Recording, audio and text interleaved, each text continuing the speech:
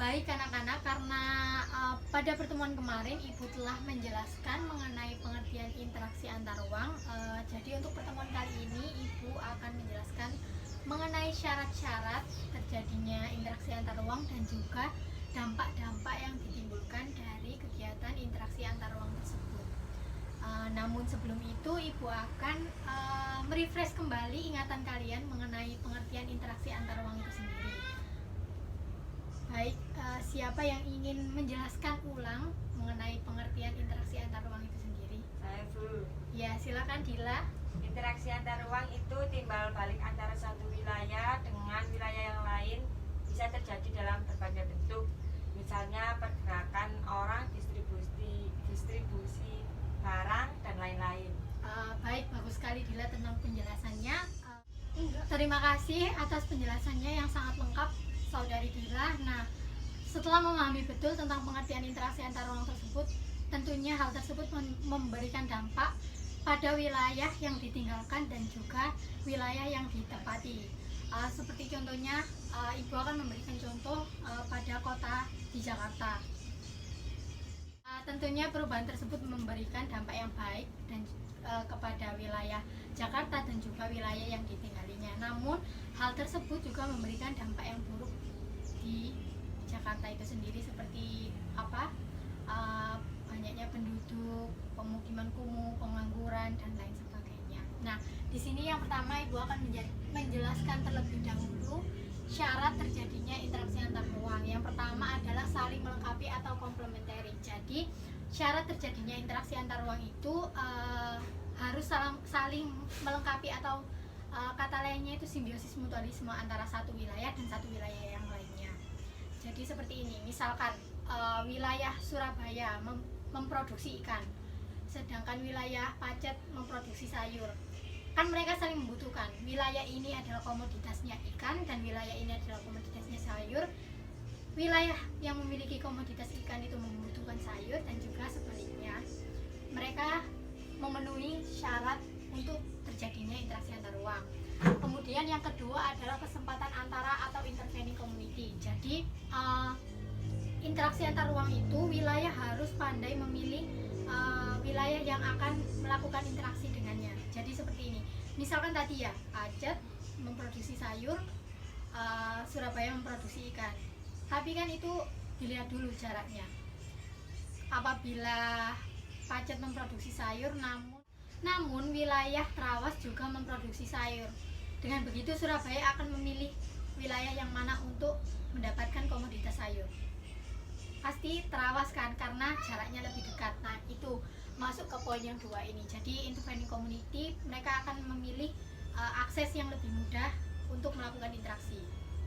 Kemudian yang ketiga adalah keadaan dapat diserahkan atau dipindahkan atau transferability. Nah, pastinya untuk mentransfer atau melakukan interaksi tersebut kan membutuhkan angkutan, biaya angkutan. Seperti kan sayur dikirim ke Surabaya, Surabaya mengirim ikan ke Trawas tadi. Itu kan membutuhkan biaya lah. Biaya itu harus lebih rendah daripada keuntungan yang dihasilkan. Nah, itu poin yang ketiga. Jadi biaya aksesnya atau transportasinya harus lebih terjangkau.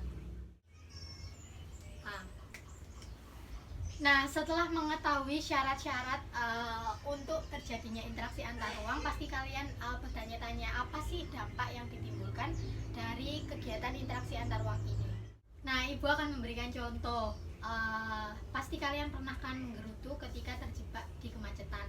Nah, kemacetan ini banyaknya itu terjadi di wilayah kota-kota besar seperti di Jakarta, Yogyakarta, Surabaya, dan juga Kota Malang.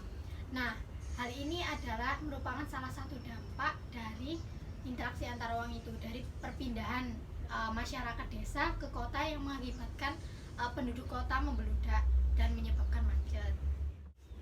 Nah, tidak hanya itu saja, dampak dari interaksi antar ruang ini itu banyak sekali macamnya. Yang pertama adalah berkembangnya pusat-pusat pertumbuhan. Nah, ini terjadi seperti yang Ibu contohkan sebelumnya. Nah, ini terjadi di perkotaan, seperti pemusatan aktivitas terjadi di kota. Jadi semua aktivitas itu dilakukan di kota. Kemudian yang kedua adalah perubahan alih fungsi lahan. Nah, kalian pasti pernah akan melihat di tempat tinggal kalian seperti lahan kosong atau tanah kosong, sawah yang dijadikan tempat seperti supermarket, perumahan. Pasti pernah kan? Iya pernah, Bu. Nah, itu adalah contoh dari perubahan alih fungsi lahan. Ibu memberikan contoh lagi seperti di Kota Bogor. Kota Bogor itu kan puncak ya, wilayah. Nah, Bogor itu kan wilayah puncak, wilayah dataran tinggi. Nah, mereka kan pasti menghasilkan komoditas sayuran. Namun sekarang menjadi alih fungsi lahan menjadi villa. Betul. Menjadi villa, tempat wisata yang merubah wilayah asli mereka, yang menyebabkan itu bisa berdampak banjir pada Jakarta. Kan kurangnya resapan air di Bogor, tumbuhan banyak ditebangi untuk membangun villa dan tempat lain sebagainya untuk wisata, itu memberikan dampak buruk ke kota yang berdekatan dengannya, yaitu Jakarta. Lalu yang ketiga, adanya perubahan orientasi mata pencaharian. Nah, ini kan ada mobilitas sosial dari orang desa pindah ke kota tadi yang sudah dijelaskan. Nah, itu mereka kan pasti mata pencahariannya berbeda. Perubahan mata pencahariannya di desa kan mereka bertani, bercocok tanam, atau melakukan sesuatu yang bisa dilakukan di desa, sedangkan di kota mereka akan mencari pekerjaan baru yang mengakibatkan berubahnya orientasi mata pencaharian. Kemudian yang keempat, berkembangnya sarana dan prasarana. Nah, ini berkaitan dengan perubahan alih fungsi lahan tadi.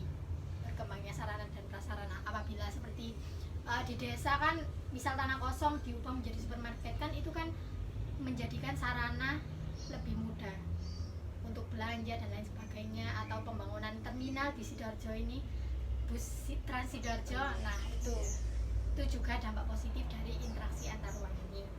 Kemudian yang kelima adalah perubahan kondisi penduduk. Nah, perubahan kondisi penduduk ini seperti yang Ibu sebutkan tadi, orang desa pindah ke kota. Jadi kan berubah komposisinya. Jadi kan masyarakat kota akhirnya mereka harus menyesuaikan diri di sana. Kemudian yang terakhir adalah perubahan sosial budaya. Seperti jadi budaya yang ada di desa mereka bawa ke kota, sehingga orang kota sekarang pun tak jarang mengikuti budaya yang ada di desa, begitu dan sebaliknya. Nah, itu yang bisa Ibu sampaikan, kurang lebihnya mohon maaf. Apakah ada yang masih kurang jelas atau perlu ditanyakan? Tidak, Bu. Cukup, Bu. Terima kasih. Kalau begitu silakan kalian buka LKS kalian di halaman 45. Kegiatan belajar 1 dan 2 kalian isi di rumah, dikumpulkan pada pertemuan minggu depan.